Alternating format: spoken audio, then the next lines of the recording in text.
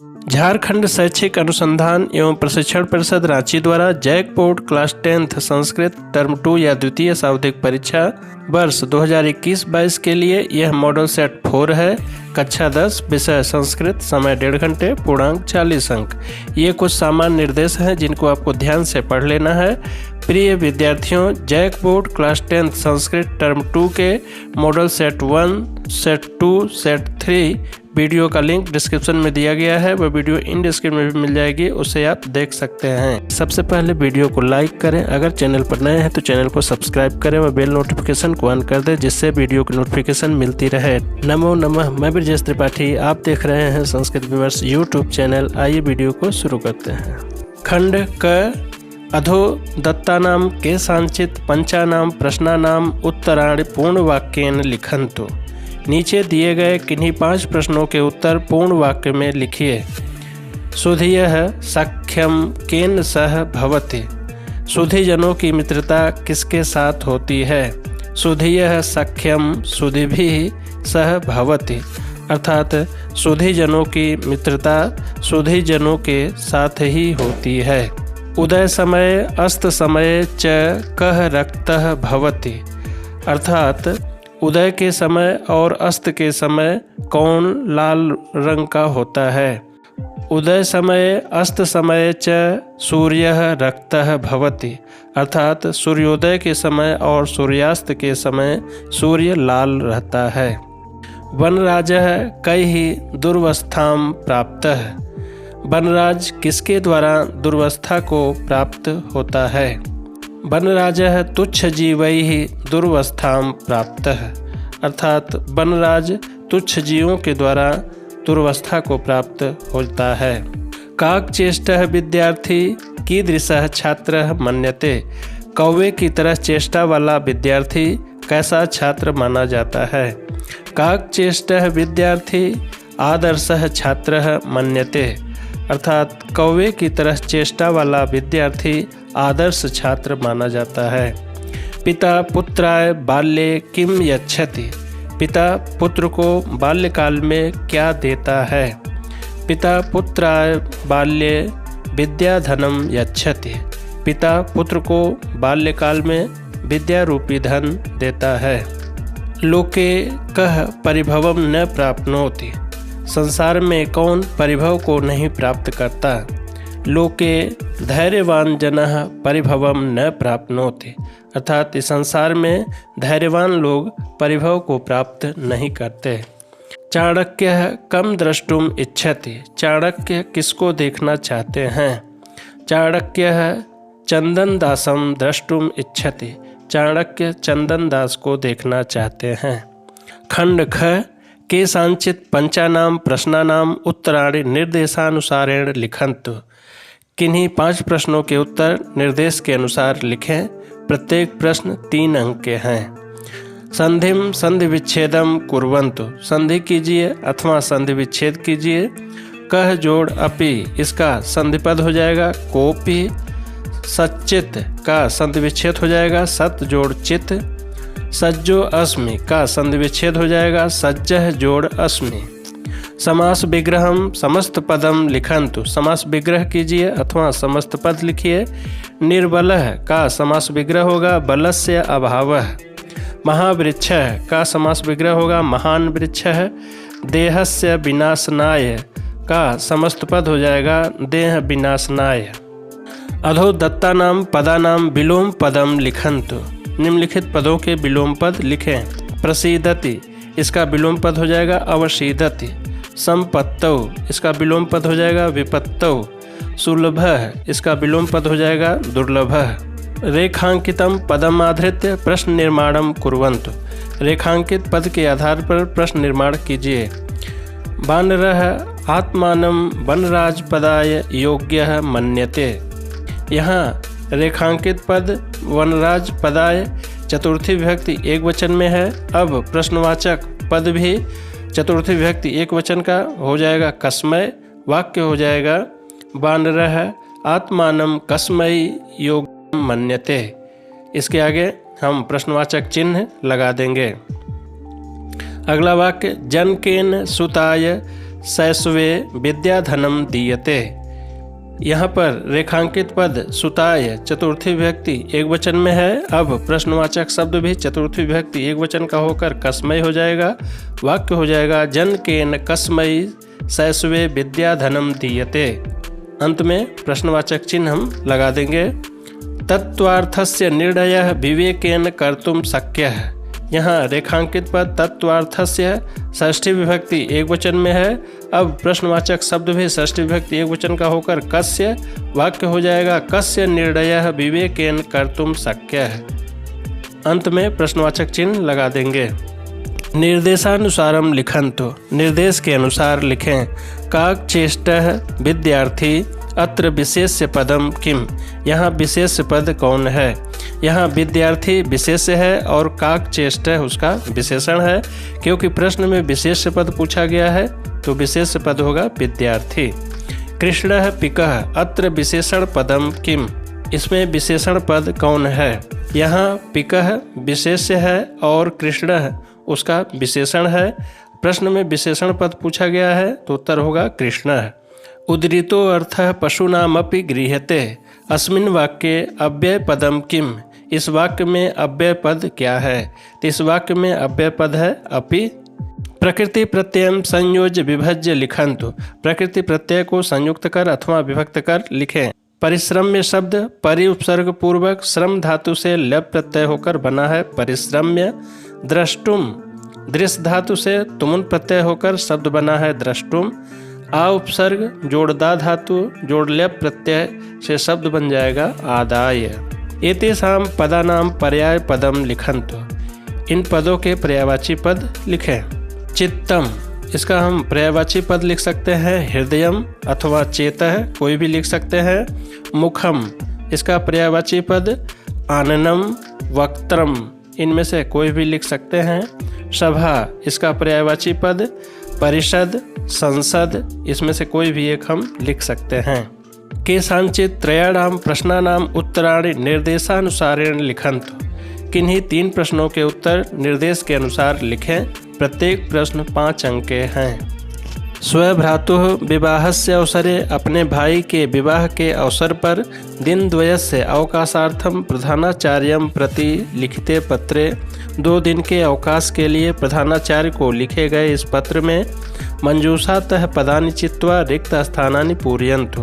मंजूषा से पदों को चुनकर रिक्त स्थान की पूर्ति करें। आइए प्रश्न को हल करने से पूर्व मंजूषा में दिए पदों का अर्थ देख लेते हैं। भ्रातुः भाई, महोदयाः महोदय यह एक दिनांक दिया गया है।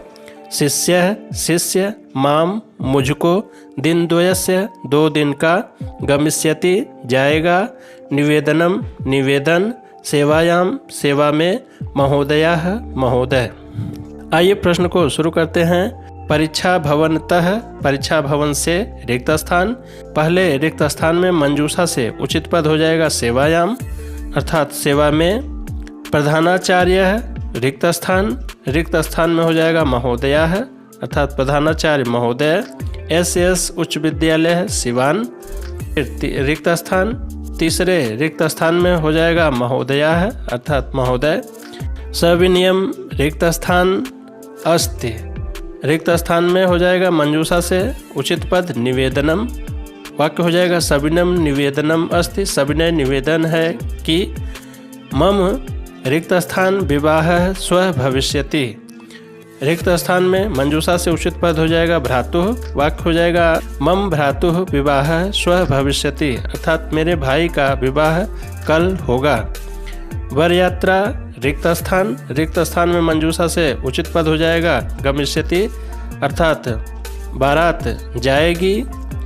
अतः मह्यम रिक्त स्थान अवकाशम प्रदाय रिक्त स्थान उपकुर्वन्तु। अतः मह्यम रिक्त स्थान में उचित पद हो जाएगा दिनद्वयस्य। अवकाशम प्रदाय रिक्त स्थान यहाँ पर हो जाएगा उचित पद माम। वाक्य हो जाएगा अतः मह्यम दिनद्वयस्य अवकाशम प्रदाय माम उपकुर्वन्तु। अतः मुझे 2 दिन का अवकाश देकर मेरे ऊपर उपकार करें। भवदीयः रिक्त स्थान। यहाँ रिक्त स्थान में मंजूषा से उचित पद हो जाएगा शिष्यः। भवदीयः शिष्यः आपका शिष्य। 10वें स्थान पर हम जो मंजूषा में दिनांक लिखा हुआ है वो दिनांक लिख देंगे 22/3/2021 कक्षा 10। अधोदत्तं चित्रं दृष्ट्वा मंजूषायां प्रदत्त शब्दानां सहायतया पंचवाक्येषु वर्णनं कुर्वन्तु। नीचे दिए गए चित्र को देखकर मंजूषा में प्रदत्त शब्दों की सहायता से 5 वाक्य लिखें। इस चित्र को देखकर आपको संस्कृत में सामान्य 5 वाक्य बनाने हैं जो व्याकरणिक दृष्टि से शुद्ध हों। आइए हम लिखते हैं। चित्र को देखने से प्रतीत हो रहा है कि यह एक मेला का चित्र है, तो लिखेंगे हम इदं मेलायाः चित्रम अस्ति। इस चित्र में एक लड़का चिमटा लेकर खड़ा है, तो लिखेंगे अस्मिन् चित्रे चिमटा अस्ति। इस चित्र में एक चिमटा है। चित्र में झूला दिख रहा है। मंजूषा में झूला के लिए झुल्लिकाः लिखा हुआ है, तो हम लिखेंगे अस्मिन् चित्रे झुल्लिकाः सन्ति। इस चित्र में ढेर सारे लोग दिख रहे हैं, तो लिखेंगे अस्मिन् चित्रे जनाः सन्ति। इस चित्र में ढेर सारे लोग इकट्ठे हैं और आपस में बातचीत कर रहे हैं, तो लिखेंगे अस्मिन् चित्रे जनाः वार्तालापं कुर्वन्ति। इस चित्र में लोग वार्तालाप कर रहे हैं। मंजूषातः उचित वाक्यानि चित्वा संवादं पूरयन्तु। मंजूषा से उचित वाक्यों को चुनकर संवाद को पूर्ण करें। संवाद को हल करने से पूर्व हम मंजूषा में दिए गए वाक्यों का अर्थ जान लेते हैं। एतानि तु मठस्थानानि यानि शंकराचार्येण स्थापितानि धर्म प्रचाराय। ये सभी तो मठ स्थान हैं जिनको शंकराचार्य द्वारा धर्म प्रचार के लिए स्थापित किया गया। ऐसा तो प्रश्नोत्तर रत्न मल्लिका इति ग्रंथः। यह तो प्रश्नोत्तर रत्न मल्लिका नामक ग्रंथ है। तेन विविधाः ग्रंथाः रचिताः, अर्थात उनके द्वारा विविध प्रकार के ग्रंथ रचे गए।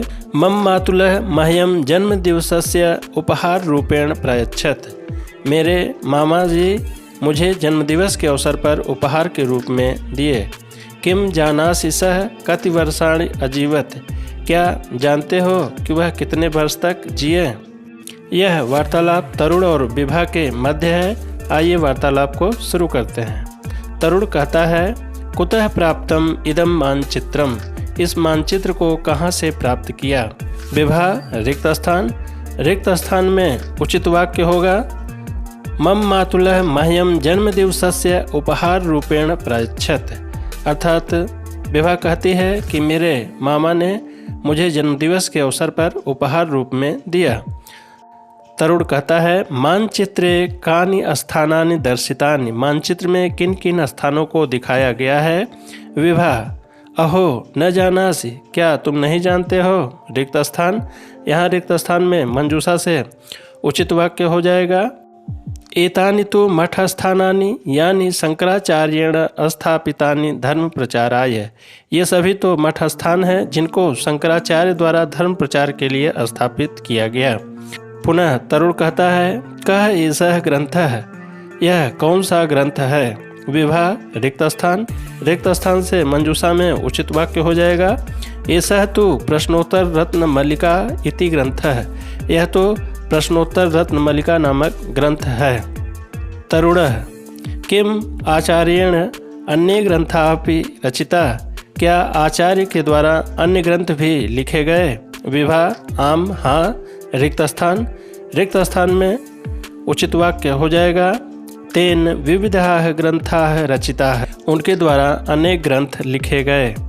तरुणः रिक्त स्थान। रिक्त स्थान में हो जाएगा किम जानासि सः कति वर्षाणि अजीवत्। क्या तुम जानती हो वह कितने वर्षों तक जिए। विभा आम हाँ। एषः महापुरुषः 32 वर्षाणि अजीवत्। हाँ यह महापुरुष 32 वर्ष तक जीवित थे। अधोलिखितेषु वाक्येषु अंकानां स्थाने समय सूचक संस्कृत पदानि लिखन्तु। नीचे दिए गए वाक्यों में अंकों के स्थान में समय सूचक संस्कृत पद को लिखिए। रामः रिक्त स्थान। 9 वादने विद्यालयं गच्छति। 9 को संस्कृत में लिखेंगे 9। वाक्य हो जाएगा रामः 9 वादने विद्यालयं गच्छति। सः रिक्त स्थान। 9:15 वादने प्रार्थनां करोति। 9:15 को हम संस्कृत में लिखेंगे सपाद 9। वाक्य हो जाएगा सह सपाद 9 वादने प्रार्थनाम करोति। तत्पश्चात रिक्त स्थान 9:30 वादने कक्षाम प्रति गच्छति। 9:30 को हम संस्कृत में लिखेंगे 9:30। वाक्य हो जाएगा तत्पश्चात 9:30 वादने कक्षाम प्रति गच्छति। अगला वाक्य रिक्त स्थान 9:45 वादने पुस्तकम पठति। 9:45 को हम संस्कृत में लिखेंगे पादोन 10। वाक्य हो जाएगा पादोन 10 वादने पुस्तकम पठति। रिक्त स्थान 10 वादने श्लोक पाठम करोति। 10 को हम संस्कृत में लिखेंगे 10। वाक्य हो जाएगा 10 वादने श्लोक पाठम करोति। अधोलिखितम गद्यांशम पठित्वा तद आधारितान प्रश्नान उत्तरत। निम्नलिखित गद्यांश को पढ़कर उस पर आधारित प्रश्नों के उत्तर दीजिए। इस गद्यांश को आपको एक बार ध्यान से पढ़ लेना है। आइए हम प्रश्न देखते हैं। एक पदेन उत्तरम लिखन्तु, अर्थात एक पद में उत्तर लिखें। धर्मः कीदृशः, धर्म कैसा है? तो इसका एक पदेन उत्तरत हो जाएगा शाश्वतम, अर्थात धर्म शाश्वत है। महाभारतस्य प्रणेता कः, महाभारत के प्रणेता अर्थात रचनाकार कौन है? एक पदेन उत्तरत हो जाएगा वेद व्यासः, अर्थात महाभारत के रचनाकार वेद व्यास जी हैं। महाभारतस्य कः अंशः विश्वस्मिन् प्रतिष्ठितः, महाभारत का कौन सा अंश विश्व में प्रतिष्ठित है? इसका एक पदेन उत्तरत हो जाएगा गीता, अर्थात महाभारत का गीता अंश विश्व प्रतिष्ठित है। कः एकाकी अनेकान जयति, कौन अकेले ही अनेकों को जीत लिया? एक पदेन उत्तरत हो जाएगा अर्जुन, अर्थात अर्जुन ने अकेले ही अनेकों को जीत लिया। निर्देशानुसारम उत्तरत, निर्देश के अनुसार उत्तर दीजिए। अस्य अंशः अत्र अस्य पद कस्य कृते प्रयुक्तम, यहाँ अस्य पद किसके लिए प्रयुक्त है? तो इसका उत्तर हो जाएगा महाभारतस्य कृते, अर्थात महाभारत के लिए प्रयुक्त है। सम्यक अस्य विलोम पदम लिखत, सम्यक इस पद का विलोम पद लिखें तो इसका विलोम हो जाएगा असम्यक। अस्य अनुच्छेदस्य उपयुक्तम शीर्षकम लिखत, इस अनुच्छेद का उपयुक्त शीर्षक लिखें तो पहला हम लिख सकते हैं महाभारतम, दूसरा महाभारत युद्धम, अर्थात महाभारत का युद्ध। वीडियो अच्छा लगा तो चैनल को लाइक करें, सब्सक्राइब करें और बेल आइकन को जरूर प्रेस कर दें। शुभम भूयात्, पुनर्मिलामः। धन्यवाद।